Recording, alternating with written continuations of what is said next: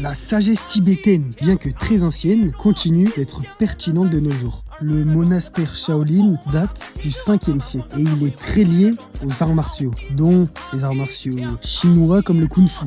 Si toi, là, tu vas pas aller vivre au Tibet, tu peux néanmoins t'ouvrir à cette voie. Mâche ton propre sort, même si c'est une pierre.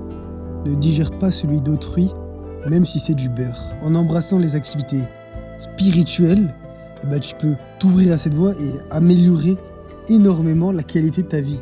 Deviens bouddhiste si tu le veux, mais ne viens pas bouder si c'est pas le sujet de la vidéo. Dans ta vie, plus que ta réussite, il y a surtout ton bonheur qui se joue.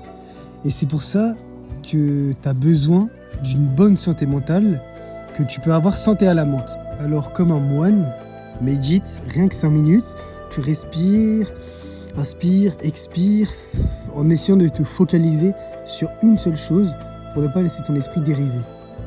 Une autre partie de ton temps, ouvre-toi à la lecture. Lis des livres intelligents pour te cultiver et pour te faire réfléchir, pour te rendre plus sage. Moi, je vous recommande Alex et les Chickmans, car l'habit ne fait pas le moine. Ensuite, assez logiquement, le Tibet, c'est une montagne. Donc quand tu marches, même 5 minutes, ça fait une randonnée. Alors marche dans la montagne.